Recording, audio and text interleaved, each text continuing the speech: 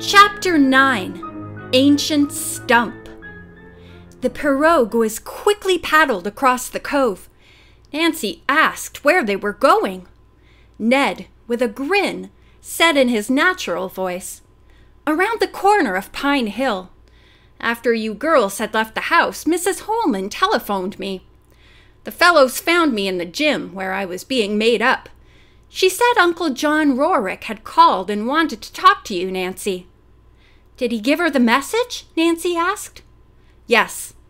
He wants you girls to stay longer than Sunday afternoon. In fact, he wants you to stay until you solve the mystery." Nancy laughed. "He's taking a great chance. Who knows how long we may be in Emerson?" "That's great with me," said Ned. "Starting Monday, we'll be studying hard because exams are week after next. But a few dates would ease the strain on the brain." Nancy said she was sure Bess and George had nothing special to take them home, and they would stay a few days longer at least. Then she added, "But what does this have to do with the treasure you're going to show me?" Ned explained that while Uncle John was talking to Mrs. Holman, he had suddenly remembered having heard his parents mention an old pine tree in connection with the Lucy Belle. He had been a young child at the time and did not understand what had been meant by the remark. Now he wondered if a pine tree might prove to be a clue. "Ned, you mean to say you found that pine?" Nancy said excitedly. "Oh, where? How?" Ned answered that he had recalled having seen a large pine stump embedded in the embankment just around the bend of Pine Hill. "I thought that might be the one, so my friends and I brought some digging tools to find the lost treasure." The paddlers put on speed and in a few minutes came to the spot. Everyone stepped from the pirogue and the boys began their work.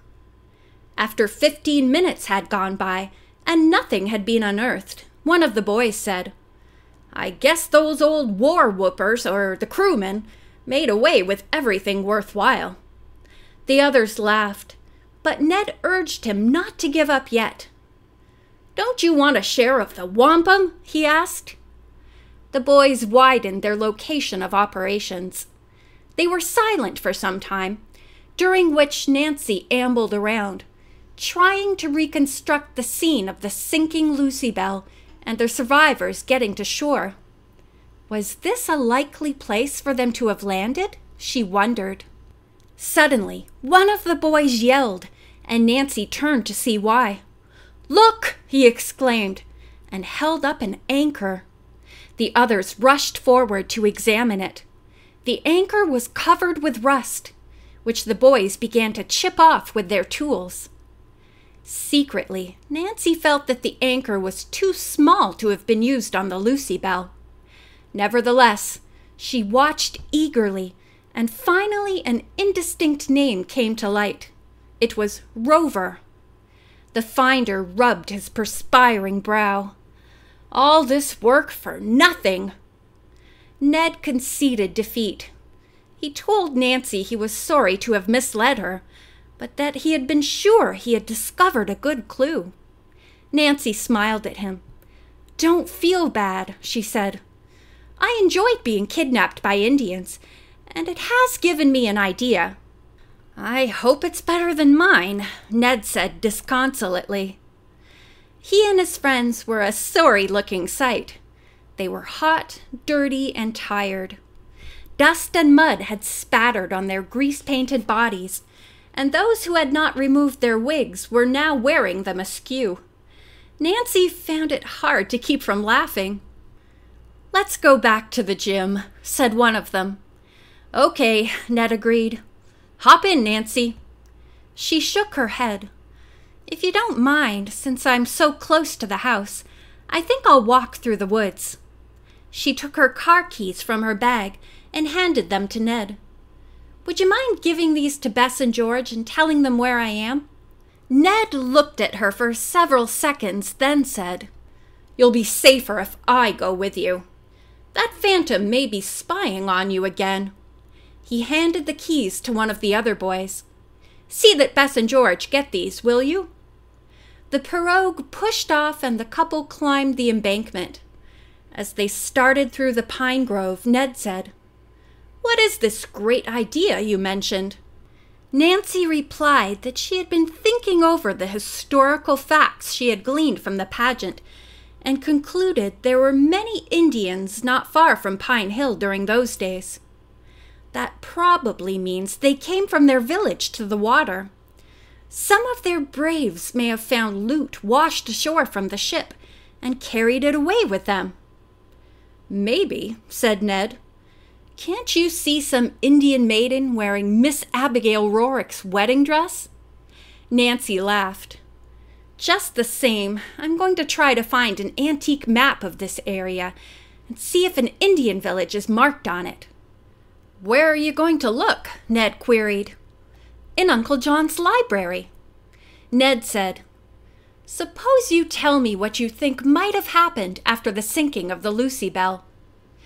"Well," Nancy began, "if the Indians stole valuable cargo, they might have buried it so they could pretend innocence." "That sounds logical," Ned said. "Go on." "It's also possible that the survivors of the Lucy Belle, fearing they might be attacked by marauders, hid their reserve cargo underground near the Indian village. That would be an easy spot to find again." "Well, I certainly wish you luck," Ned said. He grinned wearily. "I'm glad you're not going to ask me to do any more digging tonight. But when you find that map, let me know." He took the lead on the way to the house, but suddenly both he and Nancy stood stock still. From somewhere in the grove came an ear-piercing shriek of terror. "Where did that come from?" Ned asked worriedly. "Someone may have been attacked," Nancy exclaimed. She lay on the ground to listen for footsteps. Nancy heard them receding in the direction from which she and Ned had come. The couple ran that way, but saw no one. Finally, Nancy stopped and put her ear to the ground again. She could no longer hear footfalls. Swiftly, she and Ned searched the grove, but found no sign of a victim. "More likely he got a glimpse of you and was terrified that he had seen an Indian warrior," Nancy teased. "It wouldn't surprise me," Ned said, "if your phantom made that outcry just to scare us away." "I wonder where he went," Nancy mused. Once more, the couple turned toward the house. When they reached it a few minutes later, they discovered that Mrs. Holman had not yet returned from the pageant, and the house was tightly locked. "She should be along soon," said Nancy. "Let's sit down and wait." Wearily, she and Ned flopped onto the steps of the rear porch. It was not long before the housekeeper drove up in a friend's car. She smiled upon seeing Ned and suggested that he take off his disguise before going back to town. He laughed. "If I keep this up, poor Uncle John won't have any clothes left." He went upstairs, took a shower, and a little while later appeared in clothes which Uncle John evidently wore when he was working in the garden.